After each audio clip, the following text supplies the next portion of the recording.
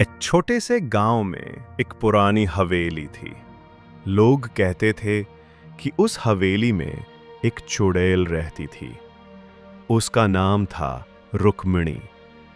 रुक्मिणी एक सुंदर और युवती थी, लेकिन उसकी मूरतें अजीब थीं।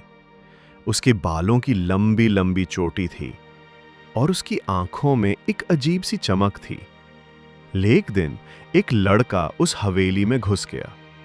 उसने देखा कि हवेली में बहुत सारी पुरानी चीजें रखी हुई थी। उसने सुना कि रुक्मिणी की आत्मा उस हवेली में फंसी हुई थी। लड़के ने रुक्मिणी की कथा सुनाने की कोशिश की, लेकिन कोई भी उसे सुनाने को तैयार नहीं था। लड़के ने सोचा कि वह रुक्मिणी की आत्मा को शांति देने के लिए कुछ करना चाहता है।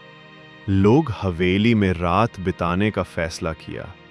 रात को उसने रुक्मिणी को देखा।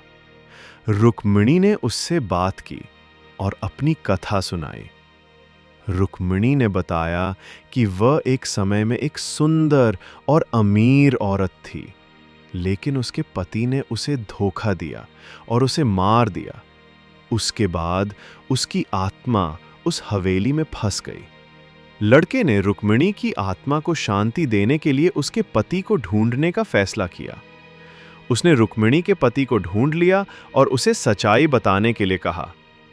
रुक्मिणी के पति ने सच्चाई बता दी और रुक्मिणी की आत्मा को शांति मिल गई। लड़के ने रुक्मिणी की आत्मा को मुक्त कर दिया और वह शांति से चली गई। इस कथा को 6 मिनट में पढ़कर आप रुक्मिणी की कथा और उसके अंत को समझ सकते हैं। कथा यहां है, रुक्मिणी एक सुंदर और युवती थी। उसके बालों की लंबी लंबी चोटी थी और उसकी आंखों में एक अजीब सी चमक थी। उसने अपनी कथा सुनाई और लड़के ने उसकी आत्मा को शांति देने के लिए कुछ किया। लेकिन को पढ़कर आप भूतिया कहानी का आनंद ले सकते हैं।